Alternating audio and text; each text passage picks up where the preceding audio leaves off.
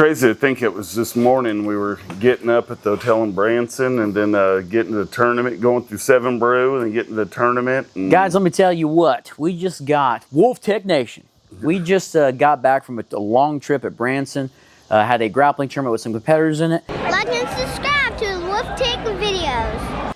And most of the time on the grappling days, we are done. We're toast. I am just so damn excited because this bike came in, was it yesterday? Ordered it Tuesday morning because we hit 500 likes fast, I think in 2 hours or 3 hours. It was crazy. So I ordered it. It was actually here the next day. Thank you so much, Wolf Tech Nation, for getting those likes up. We got like 1,000 likes on that video. Over 1.2. Ended up freaking ordering the bike. It was just great, but thank you guys for that. Yeah. But on today's episode, getting to it, we are going to be doing an unboxing and initial impressions. We're going to tell you the positives, the negatives, who this bike is for. We're going to take some measurements on this thing. I even got my degree tool that Wes Graves sent us. We're going to check out the angles. Grimace G, please. Yeah, Grimace G, you old stinky gringo. We've got some tools. We're going to do the magnet test. We're going to do the shift test. All that good stuff on today's episode on the Ozark Trail FS.2 Slalom. I can't believe we're saying that. And what I was getting to earlier is I'm just super excited because I really wanted to just go home and sit on the couch, you know? Yeah, because not only did we do the tournament, but we also did a bike search when we were up in Branson, which we won't talk too much about. You guys, that'll be coming out soon. Yeah. Yeah. You guys need to watch it because there's going to be some really cool footage of the kids in there. Like and subscribe to Wolf Tech videos. And a pretty big fan of ours that we almost got arrested. All right, so you guys will enjoy that episode. Almost arrested. So make sure you guys turn those notifications on, hit that subscribe button, hit that like button, and yeah, be on the lookout for that. But again, thank you guys so much. Let's do some unboxing on the Slalom FS.2. Yeah. I mean, wow, this is bad. This is a whole new level of evil right here. You're gonna need the elbow pad. Do not use a razor blade to open this. We do because we're professionals. Do not attempt this at home. Ordered this thing. Yeah. So you ordered this thing online. Why don't you tell them how much you paid for it? And you're telling me there was so basically, okay, at the store, I scanned it, and it found that it was $448 at the store. Okay. When I went online, the online price was $498, so it's $50 more to get the small because they don't stock the small in the store. Somebody's looking for a medium, they can go there and get it for $450, $448. But I was like, no, we really have to get the small. So I'm gonna pay the premium so you have a bike that fits you a little better. And that was the discrepancy. I'm so excited about this bike. Make sure you guys turn those notifications on, not only for that bike search in Branson, which is going to be a pretty cool episode. Make sure you guys turn notifications on because we're going to be doing a real-time review on this where I take it down everybody's favorite test track. It's the cat's meow, okay? Talk about it, do a once-over on it, no upgrades, nothing, from box to build to trail. And then we're also talking about taking this thing down Black Diamond, Hayes Creek. I mean, I feel like we have to do something comparable to that Axum FS. Yeah, and that was, well, let's talk about that. Let's open this thing up. I want to mention the Axum FS as well. You ready? Yeah, which they also had there. All right, the Slalom FS.2. Okay. Size small. Off-white. Off-white. All right. Okay, well, first thing I'm going to say right off the bat, it's more off-white in this lighting or just up close. But it almost looks to be like an eggshell white. Well, yeah. Is that off-white? I mean, it's sort of. Let me go off camera here. I got to grab some side dikes. Hey, Why they call them side dikes? You're going off camera, and look at you. Why they call them side dikes, I don't know. That looks like a big rotor up there. Is that a 180? Such a different design from what we're used to on rotors. Doesn't that look cool? It looks more like an aftermarket. 5'1" to 5'5". I'm 5'5". We would be doing a standover on this bike, so don't you guys worry. In our experiences, 29er smalls, especially in full suspension, are a little bit bigger. They just seem to be bigger than what you would expect. There was one guy, hey, I like that. A detachable kickstand? I mean, they're all detachable, but what I'm saying is it's not mounted on the bike. That's cool. Detachable to a certain extent. Look at that little swing arm. That looks to be aluminum. We're going to be doing a magnet test too. Yeah. I'm guessing this is going to be aluminum. This will probably be steel. You think so? I think this might be a problem, okay? Okay. I don't know where that saddle's at, but this is my initial impressions on it. That angle, I hope that the length of the seat post does not. Yeah, because that right there is about useless if it's...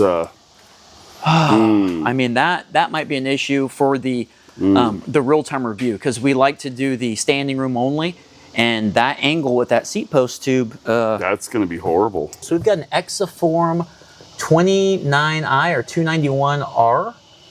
Coil and oil patented, so we have an oil damper on that. The rear rotor looks to be a... It's like a 160, what's a 180? Is it a 180? It's a 180. Wow, Huh. front and rear. Front and rear 180. It's about time.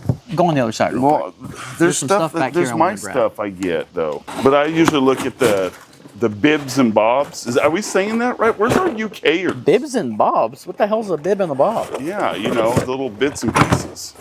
You're test really this out obsessed soon with that as- saddle. As soon as we... Well, I'm stressed about it. Nothing that sucks more than one. All right, standing room only. Thunk, and it only goes down a little Oh, bit. it's going to be it's that. not going to go down very much. No. Man. 31.6 plastic pedals, like all of them. All right, I know the bikes get a lot of hate for this kind of stuff, but I mean, this stock, this is like 15, 20 bucks. You can get some good pedals.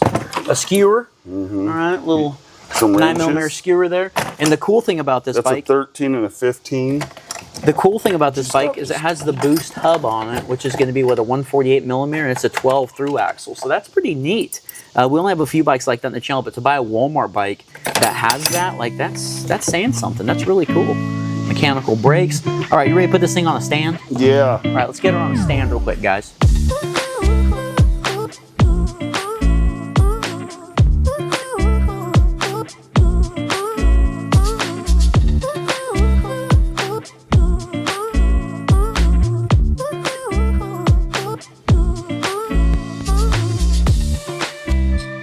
You opened it up and made sure to see what kind of headset it was, and it's the open ball bearing. Was it greased?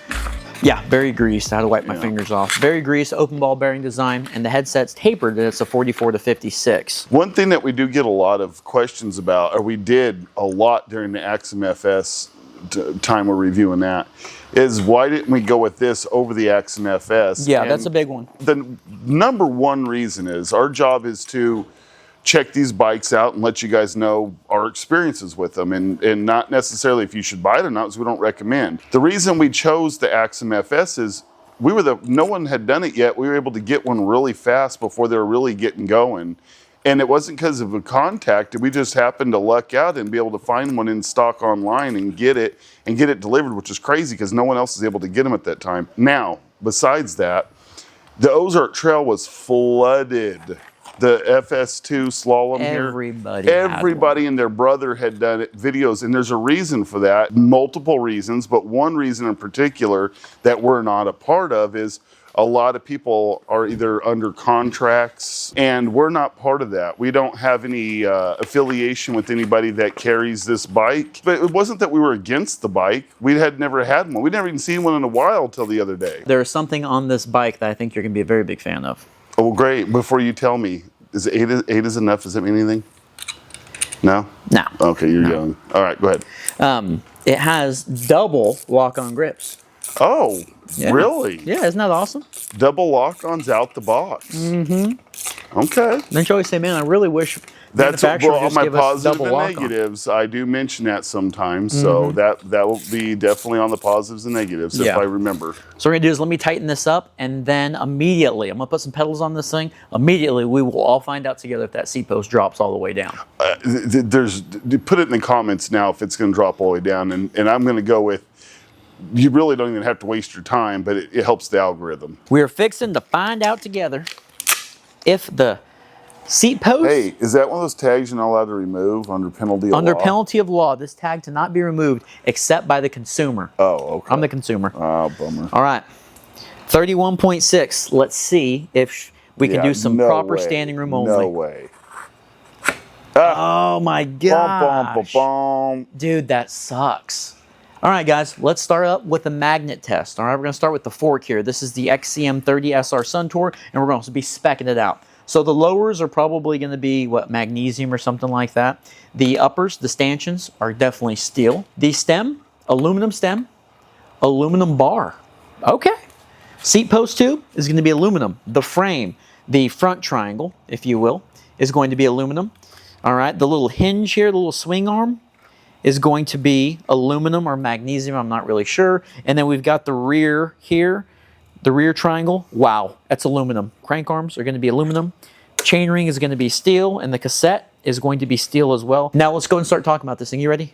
Yeah, I was just looking it up right now to see what was available. So the 15-inch small, that's what this is, right?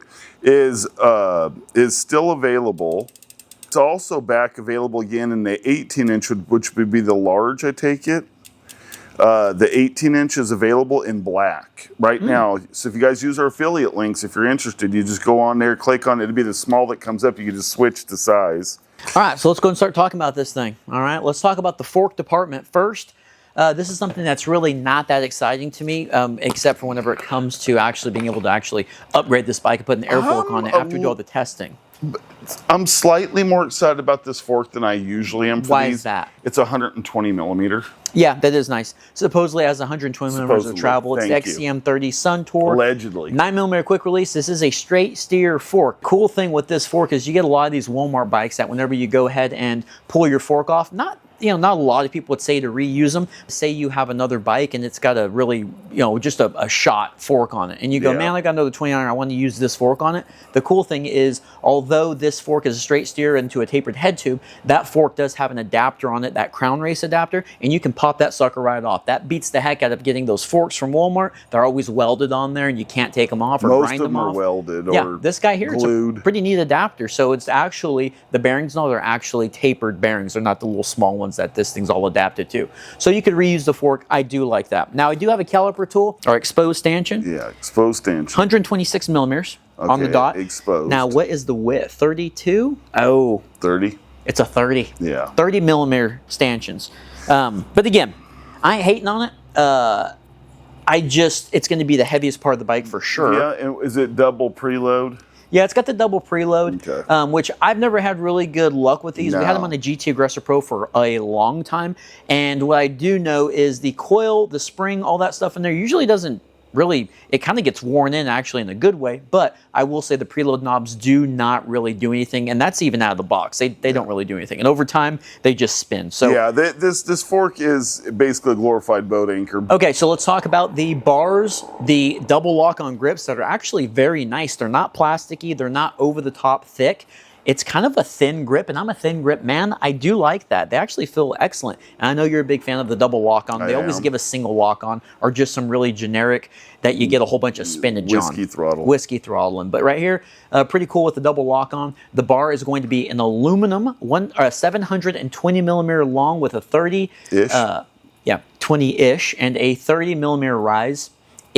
All right. We've even got the little lineup diagram on the front, which is cool, and we even have that on the 4-bolt stem. The stem is going to be an aluminum 50 millimeter stem with a 7-degree rise. A decent stem that you don't have to immediately replace. It's very cool. You have a aluminum stem, aluminum bar, and double lock-on grips right off the bat. And that's cool. And I'm waiting for you to get to, because there's a few other things I see that's not bad out of the box. What do you see? Well, those levers, for instance, are not horrible. Oh, the brake levers? Yeah, they're not they're really horrible. not. I don't see a brand name on the brakes. We'll talk about these next. I mean, they have a good look. They're not gaudy and huge. Yeah, no, you're right. They're actually, that's a really good point. It would probably be a little 3-finger, maybe a 2-finger action mechanical brakes. But for stock out of the box at this price range, they're not bad looking. No brand name on them, but the cool thing is, and we've talked about this a lot on the channel since we are a budget bike channel, we'll talk about the Groupset next, I guess. The Shimano QS shifter is separate from the brake lever. It's not integrated, right? Integrated component. So therefore, if you want to change out your free hub because it has that, you want to get a different cassette, a bigger cassette, a better group set, you don't have to necessarily change your brakes or vice versa. You want to get some hydraulic brakes and you're happy with the QS, you can just stick with that, all right? So let's go ahead and talk about the group set. Now it's going to be a Shimano, let me see. All right, we've got the trigger shifter. Okay, and you can't shift it with your thumb, so it's a trigger and then the thumb shifter. But I always like that little top shifter there to be a thumb as well, because sometimes you got to grip on that bar. But it's going to be a 1x9, okay? Now the rear cassette, the free hub, very cool that this bike comes with that, is a 11 to 46 tooth, and it is not, we're not going to have to do a drop test, there's no clutch on it whatsoever. Okay. Yeah, but it's not a bad looking derailleur. I'm curious. I've heard people talk about that. Can you look that QS up and tell me how much it goes for? If you can find the QS group set, the QS group set. I'm curious. I have heard. What group set? QS. The QS group set. I've heard some people talk about it and say it's a really good group set. We'll find out if there's going to be chain slap. I've heard that in the comments. I think when this bike first come out, people were talking about it. Well, people were all over it, yeah. too. The cool thing is if there is a little bit of chain slappage, we have a sweet chain stay protector that actually has some sponginess to it. Like a lot of times you just get those really clear decals and it's basically just a sticker. This one right here actually looks like maybe that VHS one that we have on Project Gummy Worm. Now the crank arms are going to be aluminum 100. Is it a QS or Qs? CUES. Why is it? That's not QS. Qs? Yeah. I'm going to call it a QS. All right. Good Lord, I'm sitting there looking QS and I was like, huh? The crank arms are going to be aluminum 170 millimeter crank arms, plastic generic pedals. We also have a narrow, wide 30-tooth chainring, and the chainring is steel. Is that it there? Yep, that's it. Okay. What's the derailleur go for? $55.48. Okay, $55.48, maybe a $20 shifter, something like that. The shifter, $35.31, if that's the shifter. Okay, so say right at about $100 with the chain and the, yeah, that's it. $42.93 for the cassette. Hey, that's actually a really good group set for the price of this bike, and it's a free hub, yeah, right? so that's about $120, $130 yeah, group that's set. not bad at all. Yeah, that's not a bad thing at all. Let's go ahead and talk about, the tires, the wheel set, all right? This is a 36-spoke double wall aluminum 25 millimeter wheel set. We've got press to drilled only, no Schrader valves allowed. I believe that's something listed. Those rims are tubeless compatible. Really? Yeah. Well, that might be something because let us know in the comments if they are, guys, because I don't see a seam on here whatsoever. That's interesting if they are. Yeah, I believe that they're marketed as being tubeless compatible. Really? Mm-hmm. Wow. Okay. We've got not Kenda. ready, but compatible. Okay. We've got Kenda tires. I do like it. Kind of reminds me of the Ozark Trail Ridge, or the Ozark Trail, yeah, the Ridge. The newer version, the second version, they started doing the yellow print on the tires, and it reminds me of Maxxis, all right? And the tire is going to be a 29 by 2.3, I believe. Let's see, a 29 by 2.35. All right, and the knobbage on the tires is not that impressive. It's a little bit. That's not a great looking tire. It's a little bit better than like a commuter tire, I would say. Barely. Yeah, so tire test section at the Cat's Meow might be a little sketchy. Yeah, that's like literally right at commuter level. Yeah. This is something really cool. We're going to do a shift test, but before we do, check this out. I spun that wheel. When you spun that, we both looked at each other like, that doesn't sound bad. Listen to that sounds that. pretty good. That's crazy. So we've put it back up there. I'm a moment of silence. For okay, that. moment of silence. Moment of silence. Not a bad sounding hub out of the box No. for a bike in this price range. Really, Does anybody have info on that rear hub? Yeah, we've got the quick 9mm quick release up front. The rear, of course, the through axle is going to be a 12mm by 148. So we do have a boost through axle in the rear, which is pretty cool. I mean, I can't wait to ride this thing, the FS.2 Slalom. Super good looking bike. We do have internal routing for the shifter, the brake, and then we also have internal routing for a dropper. Yeah, it's pretty clean on the bottom. Actually, I remember looking at the internal routing on the bike search video. We found this on the medium size and looking up underneath there. I got a really good shot of that. Now let's talk about the Exaform. It's Exaform 291R. Coil and oil patented, all right? It's got 291R? The 291R. See if that's the number on it. 185 millimeter eye to eye, okay? And then, is this going to be the travel is 48 millimeters? Well, yeah, that won't be the actual travel. That's the travel of the shock. But with the geometry, that's going to translate to whatever I don't know what the parameters are. Maybe Chris can chime in with that. I'm going to guess it's probably going to be in the 120 range by the time you get done with all the math. Maybe he can go to the whiteboard and do the math. I don't know. Something interesting too is we've only got 8 clicks of dampening. You hear me? Only got 8 clicks of dampening. Damping or damping. Look, they're synonyms, right? They're both, yeah. Yeah, so we've got 8 clicks on that. I want to measure this frame real quick. 15.5 inch. Okay, well, it's listed as 15, so it's Yeah. close enough. About Well, 15.5 inch. Yeah, we might be a little off on our. Are we going to be doing a Wolfman Dyno on the rear? Oh, jeez. Do I have to get my crackhead stance Yes, going? guys, we are going to be doing everybody's favorite Crackhead stance engaged. Wolfman Dyno. here in a little bit after the shift I test. guess okay? so, since it has adjustment on there like Yeah, that. for I'm not sure. doing the fork, though. Yeah. All right, you ready to do the shift test?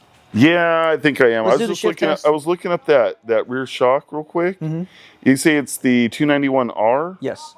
Exoform? Exoform? Yeah, there's they're different. we've had Exoform 126 and 168 are the first two that come up. Really? Coil? Yeah, that's Wow. a little overpriced. And we do have but- that adjuster on there. Hopefully Yeah, it stays but- where it's supposed to be, because on the FS, the Axum FS, it was all over the place and clicking. But let's get the shift test in. We have to weigh this thing, do a standover, positives, negatives, and we'll get out of your Who hair. this bike's for? Yeah, hit this like button. The bike's for the tick. All right, guys, shift test. I did forget to mention that the shifter does have a display window. All right, go ahead. First gear, All right, first gear. Ready? So, second, third, very smooth. Fourth, wow. fifth, sixth, seventh, eighth. A little bit slower on sixth, seventh, and eighth. A little slower on ninth yet. Okay, now I'm. Are you on ninth now? Yeah. Okay, ninth. All right, ready? Yep. Eighth, Okay. seventh, sixth, fifth. Wow, fourth, third, second, and first. Okay, now I'm going to do a quick shift down, and then I'm going to do the full pulls. Okay. Ready? Okay. All right. Relatively smooth. Okay, Ready we're for in full ninth. pulls. Full pull with the thumb. Let's Okay. see where she goes. Ready? We're climbing, go. Oh. We're in seventh. Oh. We're in fifth. Oh. We're in third. And we're in first. So two at a time. Wow. Backpedal. You guys ready? I'm going to say right now, before we even get to the likes and dislikes and all that, I'm just going to say this bike has a bit of a feel of a bike that's probably more in the $700 to $800 range than it does $500. You know what I'm saying? Do you get that feeling? It feels a lot like the Mongoose Salvo, you know? It's got a really good feel to it for the money. So we'll get to that at the end. Yeah, we got to get the weight. Let's get the weight. Damn thing eats batteries. It All right, does. we'll do some B-roll right now. And then we're going to do a standover. Yeah, and then hang on. For the UKers. We'll do some damn kilogramage. What are we going to do now? Standover? Yep, standover. All right, guys, standover. 5'5". I'm 5'5" in flip-flops. This bike is rated for 5'1" to 5'5". I think it's going to be perfect. I think it's going to be a little Ready? uncomfortable. A little uncomfortable. Yeah. And it's because that top tube's got such an angle on it. Yeah. You know what I mean? Yeah, it's got such an angle on it. Let's see. Well, last time you got a little weirded out when I got the Wow. lower area with the but people want to see the standover. Go do a quick standover. I'm gonna get down here. Okay, a little Yeah. snug. A little snug. A little snug. Flat-footed. Oh, what I was saying, I don't know if I got to finish. There was a guy that said that he bought a medium, and there was a guy in the comments that commented on his comment, and he says, man, I was really thinking about getting a medium, but I'm a short guy. I was thinking about getting a small. And the guy said, whoever found this bike, I don't know if he found a small or whatever, he says they're both super close with a medium frame and a small frame. And he could be onto something. I mean, that's super snug. Yeah. So I mean, if you want good standover, this might not be your bike. Yeah, it might not be your bike if you want great standover. You want a really cool looking bike, it just might be. A lot of bike for the money. All right, let's work some angles now. Let's see what this thing's at. Random angles. Should be a whole segment. Random angles. Okay. Okay, you ready? Top tube angle. 30.8, 30.7, 30.6, 30.6. All right. Now let's go into stanchion. 64.7. Do we usually do the top one? I think we do the Well, bottom. we do them all. 64.7. Okay. Wow. That's pretty intense.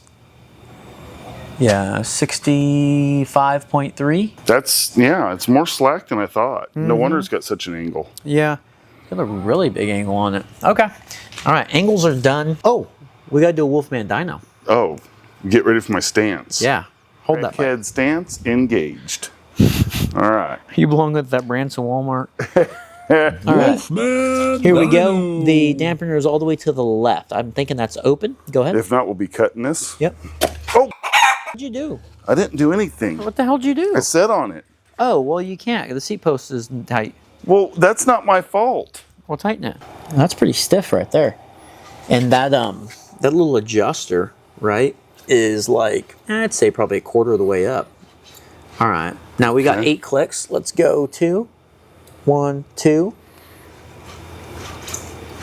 Hey, you can hear the oil circulating now. Okay. 2 more. You hear it? Yeah. Kind of feel it, but it's kind of, it's not, it's sort of intermittent. It's another 2. It like, sometimes it makes a big difference, sometimes it don't. It's sort of like, it's sporadic. And there's the last 2. That's going to be the minus. There's actually a symbol on there. Yeah, I don't feel a big, a little bit. Yeah, I do feel a little bit. A little bit? Yeah, not a huge difference, so. Wolfman Positives, Dyno. negatives, and who this bike is for. Positives. Yes. I like the option of the color. I think that it's You get not it in black doesn't- or white. It doesn't wow me when it like the Axum FS in color, but it's something different, and I really like it. I like having something different as an option. The double lock-on grips, as you mentioned earlier a couple times. The fact that it comes with a decent group set, it seems to be. It shifts good out of the box. Very good. Maybe a tiny bit of adjustment. I don't even think we need to adjust it, really. It's a 1x, which I'm appreciative of. I like the rims supposedly are ready for tubeless, if that's your thing. There's no seams on them. I mean, not ready for it, but they're compatible. And I'm just going to name one more thing, that way I leave some stuff to you. It's really cool that a bike in this price range, of this style of bike, comes with a chainstay protector. Yeah, the chainstay protector is a big That's really positive. cool. That's It's really a nice neat. little touch. And it's not just some clear decal. You want to add All right, some positives going to be you can get this thing in a small, medium, or large. I believe, or extra large. Really? Yeah, normally it's 15, 17, 18, and 19 inch options. So that's a good positive. The other positive is you can find this bike on the film links in the description below. Okay, that's another big positive. Of course, the lock-on grips are really cool. I think a big positive, and I'm glad we're finally getting into it, is you have an aluminum bar and aluminum stem, aluminum crankset. That's awesome. Okay. Of course, it has a free hub. For this price range, you should. I think that's about it. I like that. I like that the rear shock is a name brand shock, not just some generic thing on there. Regardless if the dampening works or not, it still has the adjustments on there, and it's oil adjustable. I think that's pretty cool. Like, they really tried on this bike. What are some positives or some negatives? Okay, negatives are the elephant in the room is the seat post, the seat tube, seat post tube is just. That design, just look, I get it. It has some functionality, but I don't think it's a necessity. And I think your seat post should be able to drop down. I know. It drives me that's a nuts. huge negative. I'm just worried when we get a dropper, if we even get one. I think the If we can 325 find one is that's the going to smallest. work. Yeah, if we can find one that's going to work. So that like I said, that's a big negative. Let's see. I think now it's hard to say because we're in present time and we haven't done the cut in on the weight yet.